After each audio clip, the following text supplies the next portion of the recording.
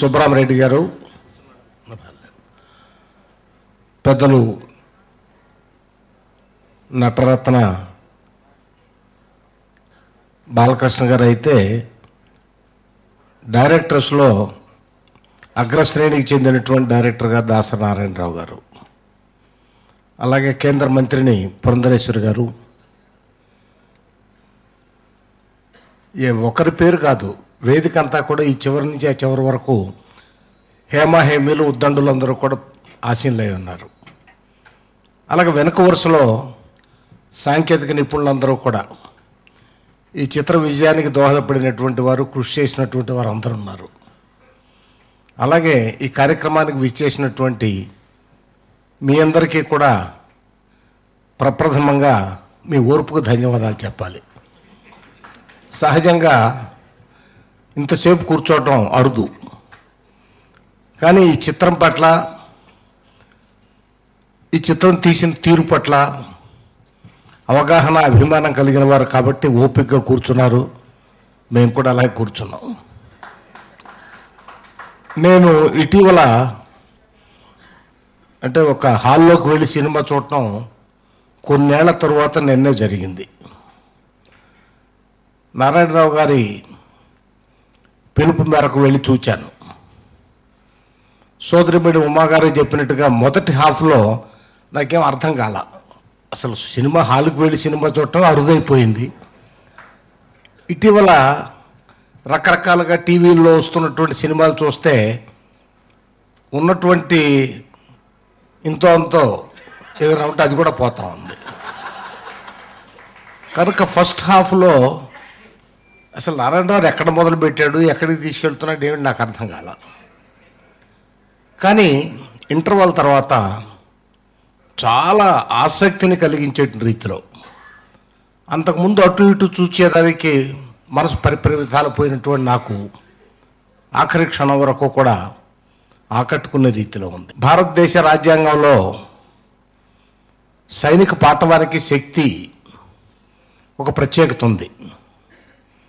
కేంద్ర ప్రభుత్వాన్ని పరిపాలించేటువంటి పార్టీలు మారవచ్చు, కానీ పరస్పర విరుద్ధమైనటువంటి ఆలోచనలు కలిగినటువంటి వారు అధికారానికి రావచ్చు, కానీ ఈ ప్రభావం సైనికుల మీద, అలాగే నేవీ, ఈ త్రివిధ బలాలు ఏవైతే ఉన్నాయో వాటి మీద పడకుండా భారత రాజ్యాంగంలో విశిష్టమైనటువంటి స్థానాన్ని కల్పించడం జరిగింది.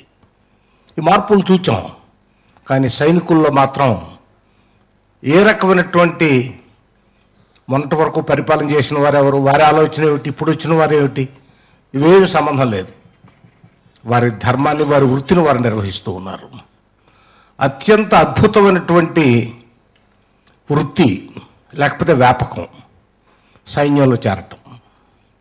చాలామంది పెద్దగా చదువులు లేకుండా, అర్హత లేకుండా ఉంటే ఇక్కడే ఉద్యోగాలు లేవు కాబట్టి సైనికులకు వెళ్తున్నారని అనుకుంటారు. ఆత్మస్థైర్యం ఉంటే తప్ప, తల్లిదండ్రులకు కూడా పెద్ద త్యాగబుద్ధి ఉంటే తప్ప పిల్లల్ని సైన్యంలోకి పంపించేదానికి ఇష్టపడరు. అంతేకాదు, మనం చూస్తూ ఉంటాం సినిమాల్లో, లేకపోతే ఎప్పుడైనా కొంత సమాచారాన్ని సేకరించి విశ్లేషించేదానికి అవకాశం కలిగినప్పుడు కూడా తెలుస్తూ ఉంటుంది. ఒక్కొక్క సైనికుడి వీరగాథ వర్ణనాతీరం, ఏ కవికి కూడా సాధ్యం కాదు. ఎక్కడో మంచు కొండల్లో తల్లిదండ్రులకి, జనావాసాలకు సుదూర ప్రాంతంలో, మానవ సంచారమే లేనటువంటి ప్రాంతంలో ఏదైనా సౌండ్ అంటూ వస్తే తుపాకీ గుళ్ళ వర్షం తప్ప మరొకటి లేనటువంటి ప్రాంతంలో, ఏ సౌకర్యం లేనటువంటి ప్రాంతంలో వెళ్ళి దేశాన్ని, దేశ ప్రజల్ని రక్షించేదానికి అక్కడ ఉండి మిగిలిన ట్రాన్స్ఫర్ చూస్తూ ఉంటాం. మేము మంత్రులుగా ఉన్నప్పుడు కానీ, శాసనసభ్యులుగా ఉన్నప్పుడు కానీ, టీచర్ ట్రాన్స్ఫరు, సార్ ఆ పల్లెటూరులో బాగాలేదండి మమ్మల్ని హైదరాబాద్ వేయండి. డాక్టర్ల ట్రాన్స్ఫరు, జనం పల్లెటూరులో 175 మంది ఉన్నారు, వాళ్ళు కూడా పల్లెటూరు నుంచి వచ్చిన వాళ్ళే, కానీ వాళ్ళు తీసి ఆ పల్లెటూరులో ఎవడు ఉంటాడండి, మాకు హైదరాబాద్ వేయండి, లేకపోతే విశాఖపట్నం వేయండి. ఇవి నిత్యం ఎదురయ్యే సమస్యలు. కానీ సైనికుల్లో ఉన్నటువంటి ప్రత్యేకత, అలాంటి కోరికలు సైన్యంలో చేరేటప్పుడే ఒక రకంగా అన్ని కోరికలు ఇంటి దగ్గర వదిలిపెట్టేసి త్యాగం చేయటానికి, తన ప్రాణాన్ని అర్పించి దేశాన్ని రక్షించడానికి తదేక దీక్షతో చేరేవాళ్లే సైనికులుగా మనం చూస్తూ ఉన్నాం. జనం కోసమే జన్మించామని, జనం కోసమే మరణిస్తామని, లక్షల కోట్లు దోచుకుపోయే దోపిడి దొంగలు మనకొద్దు, చట్ట సభలను కట్టడి చేసే రౌడీ దర్బార్ మనకొద్దు, రాజ్యం తెచ్చిన మహాత్ములంతా మళ్ళీ పుట్టాలి. ఆ సైనిక శక్తిని బాలకృష్ణ గారి పాత్రలో అద్భుతంగా ప్రదర్శింపజేశారు. నారాయణరావు గారి సాహసం, వారి ప్రగతిశీలకమైనటువంటి ఆలోచన సినీ లోకంలో అందరికీ తెలుసు. ఒక రకంగా ఆంధ్ర ప్రజానీకానికి కూడా తెలుసు. ప్రపంచ చరిత్రలో 150 సినిమాలకు డైరెక్ట్ చేసినటువంటి వారు మరెవరైనా ఉన్నారేమో నాకు అదే మరెవరూ లేరు. మా లక్ష్మీప్రసాద్ అథారిటేటివ్గా చెప్పగలుగుతున్నాడు.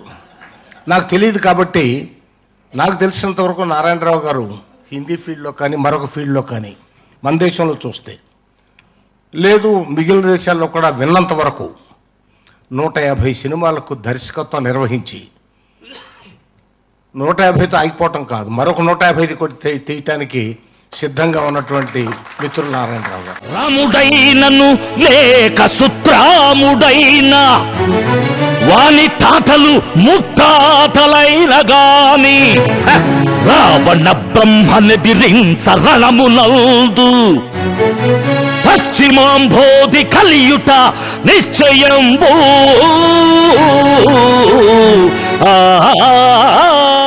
ఏ సినిమా ప్రారంభమైనా మేము ఒక డిఫరెంట్ సినిమా తీస్తున్నాం, ఇది ఒక డిఫరెంట్ సినిమా అని చెప్పడం మామూలు. అందుకనే ఎప్పుడూ డిఫరెంట్ సినిమాని రిలీజ్ అయ్యే వరకు నేను మాట్లాడలేదు. ఇది డెఫినెట్గా this is a different film. ఎలా డిఫరెంట్ ఫిలిం అంటే, ఇవాళ ఈ సభ చూస్తున్నారు, 3 గంటల సేపు జరిగిన ఈ సభలో వేదిక మీదున్నవారు కానీ వేదిక ముందున్నవారు కానీ ఒక్కరు కదలలేదు, విసుగు పడలేదు. అంటే that is the tempo of this సదస్సు. ఈ సభ యొక్క టెంపో, మాట్లాడుతున్న దాంట్లో వాస్తవం ఉంది, యథార్థం ఉంది, అందుకే ఎవరు కదలలేదు. ఇలాంటి సభలే కొన్ని సినిమాలకు జరుగుతున్నాయి. కానీ సభలో 5 నిమిషాల పాటు డ్యాన్సు, తర్వాత 1 నిమిషం మాట్లాడడం, తర్వాత 5 నిమిషాలు డ్యాన్సు, తర్వాత అర నిమిషం మాట్లాడడం, తర్వాత 5 నిమిషాలు డ్యాన్సు, తర్వాత 1 నిమిషం మాట్లాడడం. అంటే మాట్లాడే దాని మీద వాస్తవం లేదు, యథార్థం లేదు.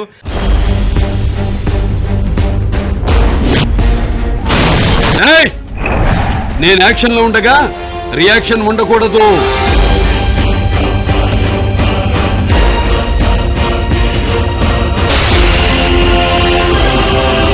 అవసరమైతే ప్రజల కోసం సింహం అవుతాడు, నరసింహం అవుతాడు, సమరసింహం అవుతాడు, ఇంకా అవసరమైతే మరో బొబ్బులి పులవుతాడు. నాటి తాత మనవడి నుంచి నేటి పరమవీర చక్ర వరకు ఏ సినిమా తీసినా మోసలో సినిమా తీయకూడదు అని ఒక సిద్ధాంతానికి కట్టుబడి ఉన్నవాడిని. తాతామనుడు చిత్రం నుంచి 24 చిత్రాలు 25 చిత్రాలు తీస్తే అందులో ఒక పాపులర్ హీరోతో, ఒక నటరత్న ఎన్టీ రామారావు గారితో తీసిన సినిమా ఒక్కటే 25 సినిమాల మధ్యలో. అది మనుషులంతా ఒకటే.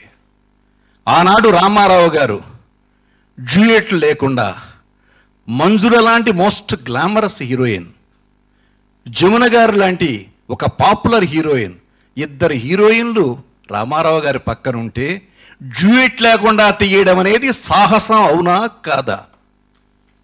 ఆ సాహసాన్ని నేను చేశా. నా 25 సినిమాల్లో డ్యూయెట్లు అనేవి లేవు. 25 సినిమాల వరకు డ్యూయెట్ లేకుండా తీసిన దర్శకుడు ప్రపంచంలో ఎవడైనా ఉన్నాడని గుండెల మీద చెయ్యేసుకుని చెప్పమనండి. అది నేను చేసిన ఎక్స్పెరిమెంట్. 10 రోజుల్లో సినిమా తీసి నీడ అనే సినిమాని 110 రోజులు ఆడించాం. ఆడింది అది ఒక ప్రయోగం. అలాగే ప్రతి చిత్రం ఒక ప్రయోగం.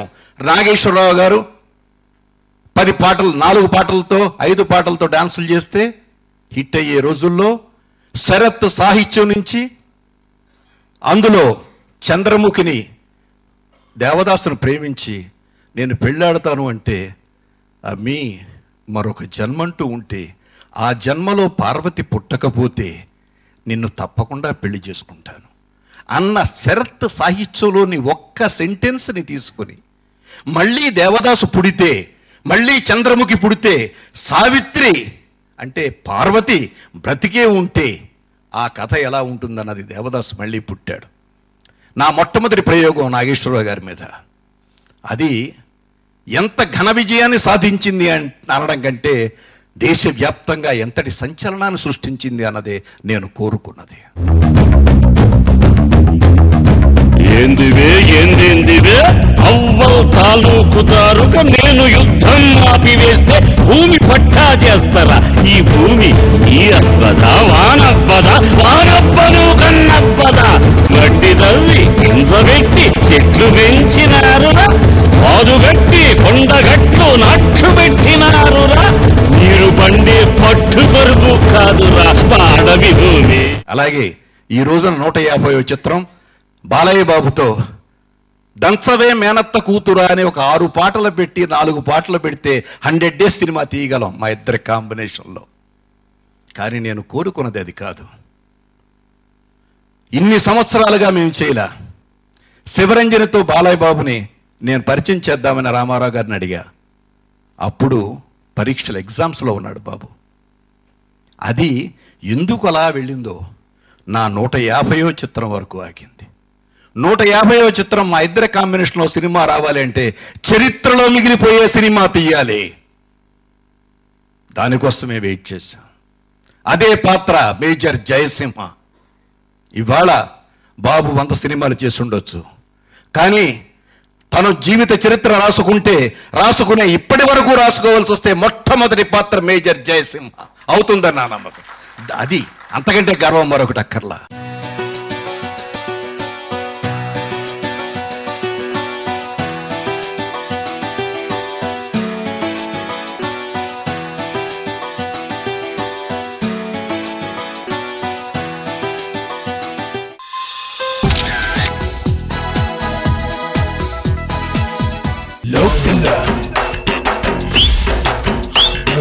Local